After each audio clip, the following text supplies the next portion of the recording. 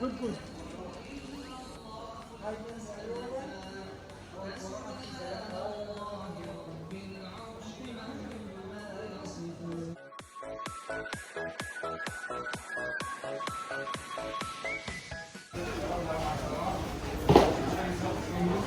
കട തുറന്നിട്ടുണ്ട് കേട്ടോ. പിന്നെ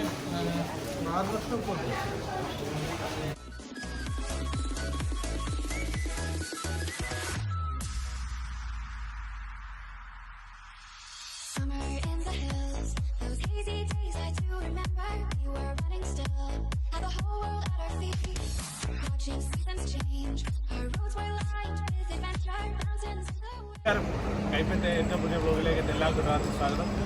നമ്മളിപ്പോൾ ഡെമസ്കസ് ഗേറ്റിൻ്റെ ഫ്രണ്ടിലാണുള്ളത് കേട്ടോ. ഇവിടുന്ന് നമ്മൾ ഇന്ന് ഞാൻ നിങ്ങളെ പരിചയപ്പെടുന്നത് ഇസ്രായേലിൽ നമുക്ക് ഇവിടുത്തെ ഉള്ള ആൾക്കാർ പൊതുവേ സ്വർണ്ണം ഉപയോഗിക്കൽ കുറവാണ്. പക്ഷെ നമ്മൾ സ്വർണ്ണം കണ്ടാൽ വിടപ്പില്ല.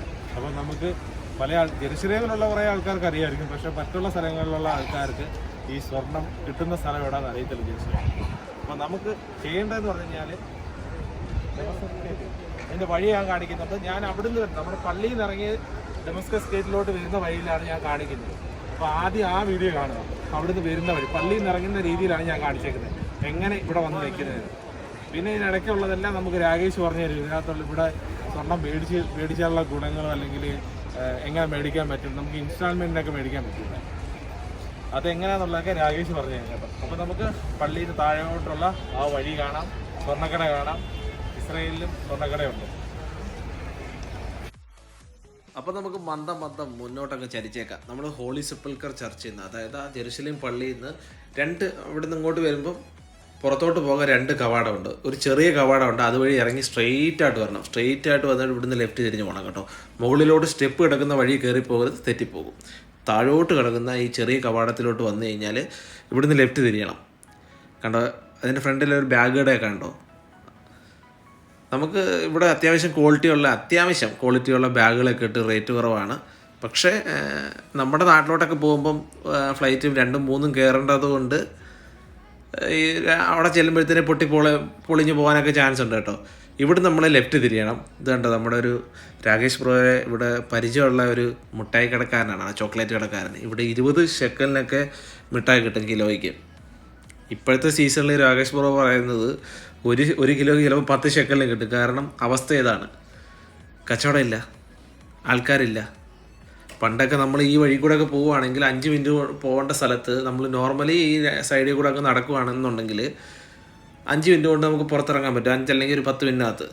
പക്ഷേ സീസൺ ടൈമിൽ ഇതിലേ കൂടെ 5 അല്ലെങ്കിൽ 10 മിനിറ്റ് കൊണ്ട് എത്തിച്ചേരത്തില്ല. അത് നമ്മുടെ ഈ ഫെസ്റ്റിവൽ സമയമൊക്കെ ആണെങ്കിൽ ഒരിക്കലും നടക്കത്തില്ല.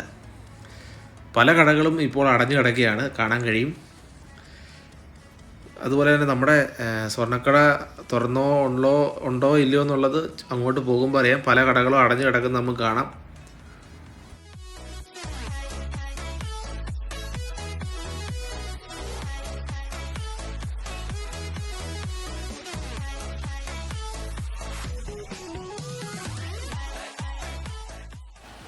ഈ ഇടുങ്ങിയ വഴിയിലൂടെ പോകുമ്പോൾ നല്ല രസമല്ലേ, ആൾക്കാർ കുറച്ചുകൂടെ ക്ലോസ് ആയ ഒരു ഫീല് അല്ലേ, അത് അടുത്തടുത്ത് നിൽക്കുന്ന ഒരു ഫീല്, പ്രത്യേക ഒരു ഫീലാണ്. അതുപോലെ തന്നെ ഈ സൈഡിലെ മിക്ക കടകളും അടച്ചിട്ടേക്കാണ്. ചില കടകളൊക്കെ ഈ പറയണ സ്വർണ്ണക്കട തന്നെയാണ്, ചില കടകൾ പകുതി തുറന്നിട്ടുണ്ട്. അങ്ങനെയൊക്കെയാണ് ഇപ്പോഴത്തെ ഒരു സിറ്റുവേഷൻ, അറിയാമല്ലോ, അതുകൊണ്ടൊക്കെയാണ്. അപ്പോൾ നമ്മൾ മുന്നോട്ട് പോയിക്കൊണ്ടിരിക്കുകയാണ്. ഇവിടെ നമ്മുടെ നാട്ടിലെ സങ്കല്പവും നാട്ടിലെ ജ്വല്ലറി എന്നൊക്കെ പറയുമ്പോൾ വമ്പൻ സെറ്റപ്പ് അല്ലേ. ഇത് ജസ്റ്റ് പെട്ടിക്കട പോലുള്ള സെറ്റപ്പ്, പെട്ടിക്കടയിൽ സ്വർണ്ണം എന്ന് വേണമെങ്കിൽ പറയാം. ഇതിൽ എന്തോരം ജെനുവിനിറ്റി ഉണ്ട് എന്നുള്ളത് കൃത്യമായിട്ട് എനിക്ക് പറയാൻ പറ്റത്തില്ല. ഞാനിവിടെ ആദ്യമായിട്ടാണ്. അപ്പോൾ ഒരാളെ പരിചയമുള്ള ആൾക്കാരെ കൊണ്ടൊക്കെ വരുവാണെങ്കിൽ കൂടുതലും നല്ലതായിരിക്കും. പരിചയമുള്ള ആൾക്കാർ വന്നാലും അവർ നമ്മളെ പറ്റിക്കുന്നുണ്ടോ എന്ന് നമുക്ക് കൃത്യമായിട്ട് അറിയത്തില്ല.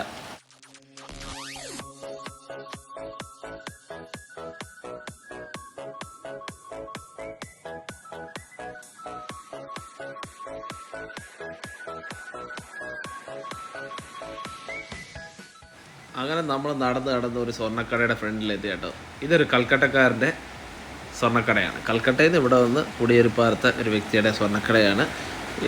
ഇതിനുള്ളിൽ നമ്മൾ കയറി ജസ്റ്റ് ഒന്ന് നോക്കാം. കട അടയ്ക്കുന്ന തിരക്കിലാണ് കേട്ടോ. അപ്പോൾ രാകേഷ് ബ്രോ പറയുകയാണ് നമ്മൾ വീഡിയോ എടുക്കുന്ന വ്യക്തിയാണ്, യൂട്യൂബ് ഉണ്ട് എന്നൊക്കെ പറഞ്ഞുകൊണ്ട് നമ്മൾ ജസ്റ്റ് ഉള്ളിൽ കയറി അതിൻ്റെ ഉള്ളിലെ കടയുടെ ഇവിടുത്തെ സ്വർണ്ണക്കടയുടെ ഉള്ളൊന്ന് ഷൂട്ട് ചെയ്യാൻ അനുവാദം തന്നിട്ടുണ്ട്. ജസ്റ്റ് നമുക്ക് ഉള്ളിലോട്ടൊന്ന് കയറി എങ്ങനെ ഉണ്ടെന്നൊക്കെ നോക്കാം. ഇവരെല്ലാം എടുത്ത് സാധനങ്ങളൊക്കെ എടുത്ത് അകത്ത് വെച്ചതുകൊണ്ട് നമുക്ക് ഫുള്ളായിട്ടൊരു കളക്ഷനൊന്നും കാണാൻ പറ്റിയില്ല. എങ്കിലും അത്യാവശ്യം കുഴപ്പമില്ലാത്ത കാര്യങ്ങളൊക്കെ ഉണ്ട് കേട്ടോ. ചെറിയ കടയാണെങ്കിലും അത്യാവശ്യം മോശമില്ലാത്ത തരക്കേടില്ലാത്ത കാര്യങ്ങളൊക്കെ ഉണ്ട്. വരുമ്പോൾ ഞാനിപ്പോൾ എന്തോരം പറഞ്ഞാലും ഇവിടെയുള്ള ആൾക്കാർ വന്നു കഴിഞ്ഞാൽ നിങ്ങൾ ശ്രദ്ധിച്ച് തന്നെ വാങ്ങുക. വിലയുടെ കാര്യത്തിലും മറ്റുള്ള കാര്യത്തിലും മറ്റുള്ള ആൾക്കാരെ റെക്കമെൻഡ് ചെയ്തൊരു കട മാത്രം സെലക്ട് ചെയ്യുക. നമുക്കറിയില്ല ഇത് ഇവിടെയുള്ള കടകൾ എങ്ങനെയാണെന്നുള്ളതൊക്കെ. അതുകൊണ്ട് കൃത്യമായിട്ട് ശ്രദ്ധിക്കുക.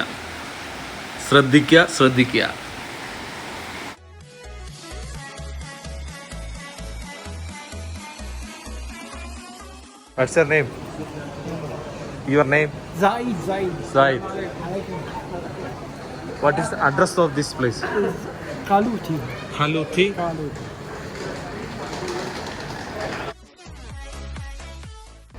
എങ്ങനെ ഇവിടെ സ്വർണം കിട്ടുന്നത്?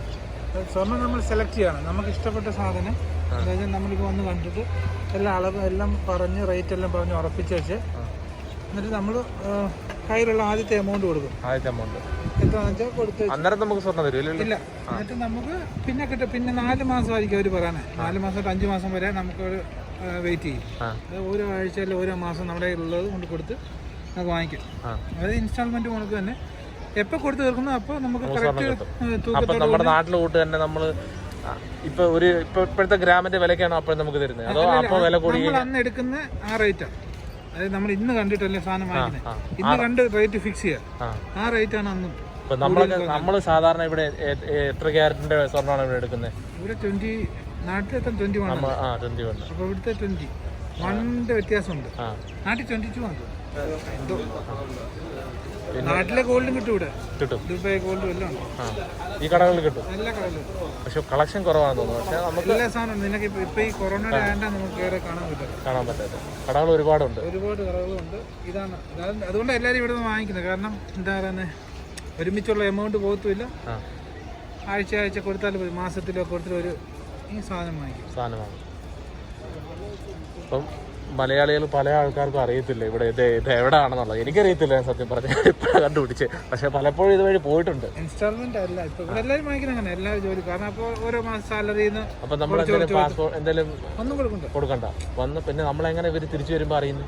നമുക്ക് സ്ലിപ്പ് വരും. സ്ലിപ്പ് വരും. സ്ലിപ്പ് കാണിച്ചു.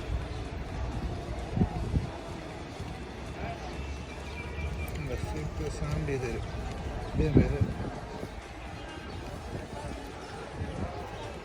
ഇതുപോലെ സ്ലിപ്പ് തരും. അവരുടെ സീലൊക്കെ അടിച്ചിട്ടുണ്ട്. 1900 നമ്മൾ 100 കൊടുത്ത് 1800 ഷെക്കല് അവരുടെ സ്റ്റാമ്പ് ചെയ്ത സാധനം പേപ്പർ തീർന്നു.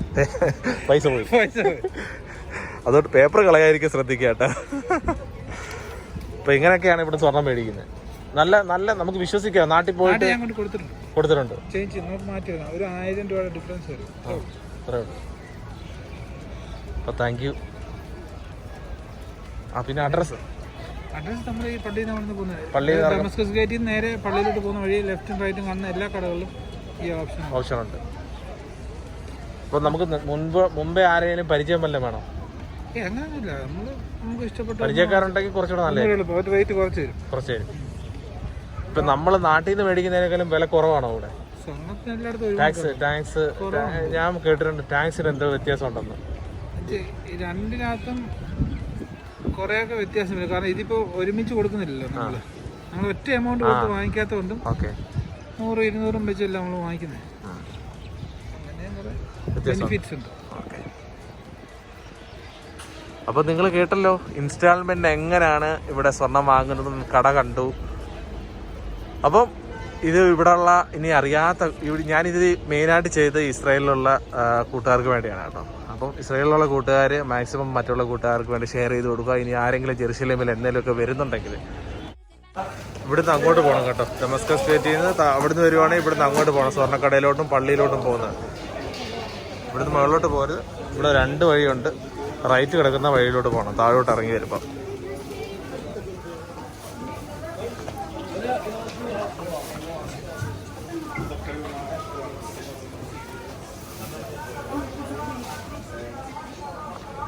$15 ശക്കലേ ഉള്ളൂ നമ്മുടെ ഈന്തപ്പഴത്തിന്.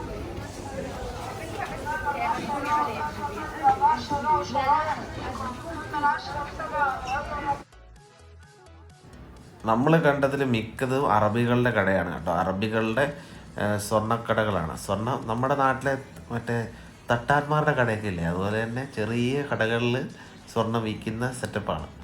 അപ്പം ഇവിടെ മെയിനായിട്ടും 14-ൻ്റെയും 18-ൻ്റെയും 21, 22 ക്യാരറ്റ്, അതുപോലെ തന്നെ 24 ക്യാരറ്റ് ഇതാണ് ഇവിടുത്തെ ആൾക്കാർ ഉപയോഗിക്കുന്നത്. 24 ക്യാരറ്റ് ഒക്കെ മേടിച്ചവർ ഒരു സേവിങ്സ് ആയിട്ട് സൂക്ഷിക്കുന്നു എന്ന് മാത്രമേ ഉള്ളൂ. പിന്നെ ഒരു കാര്യം ശ്രദ്ധിക്കുക, നമ്മൾ ഗോൾഡ് മേടിക്കുമ്പോൾ ഈ ക്യാരറ്റ് അതിനകത്ത് കൃത്യമായിട്ട് ലേബൽ ചെയ്തിട്ടുണ്ടോ എന്നുള്ളത് ശ്രദ്ധിക്കുക. നമ്മുടെ നാട്ടിൽ 916 എന്നൊക്കെ ലേബൽ ചെയ്ത പോലെ ഇവിടെ 14 ക്യാരറ്റ്, 18 ക്യാരറ്റ്, 21 ക്യാരറ്റ് അല്ലെങ്കിൽ 24 ക്യാരറ്റ് എന്നൊക്കെ കൃത്യമായിട്ട് ലേബൽ ചെയ്തിട്ടുണ്ടായിരിക്കും. പിന്നെ വേറൊരു കാര്യം എന്ന് പറഞ്ഞാൽ നമ്മൾ റൂബി, പേള് അതുപോലെ ഈ കല്ലുകളുള്ള സ്വർണ്ണങ്ങൾ പരമാവധി ഒഴിവാക്കാൻ ശ്രമിക്കണം. ഇത് എൻ്റെ ഒരു അഭിപ്രായമാണ്. നിങ്ങളുടെ ഇഷ്ടം പോലെ നിങ്ങൾക്ക് മേടിക്കാം. പിന്നെ നമുക്ക് നാട്ടിലോട്ട് സ്വർണം കൊണ്ടുപോകുന്നതിൻ്റെ ഒരു ലിമിറ്റേഷൻ ഉണ്ട്. പോയിട്ട് ആക്രാന്തം മൂത്ത് ഒരുപാട് വാങ്ങിച്ചങ്ങ് കൂട്ടി വെച്ച് കഴിഞ്ഞാൽ നാട്ടിൽ ചെല്ലുമ്പോൾ കസ്റ്റംസുകാർ എയർപോർട്ടിൽ നിന്ന് പിടിച്ചുകൊണ്ട് പോയി കഴിഞ്ഞാൽ ഞാൻ ഉത്തരവാദിയല്ല കേട്ടോ. അതുകൊണ്ട് സൂക്ഷിക്കുക.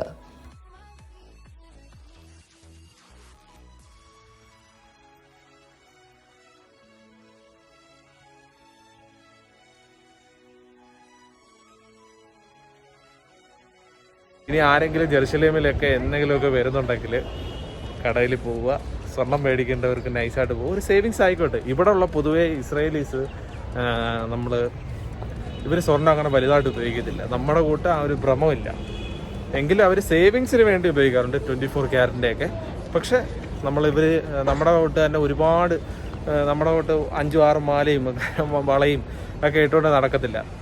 അപ്പോൾ അടുത്ത വ്യത്യസ്തമായിട്ടൊരു വീഡിയോ ആയിട്ട് കാണുന്നവരെ എൻ്റെ എല്ലാ കൂട്ടുകാർക്കും bye. Thank you for watching. Damascus ഗേറ്റിൻ്റെ ഫ്രണ്ടിൽ നിന്നാണ് കേട്ടോ സംസാരിക്കുന്നത്. ബൈ.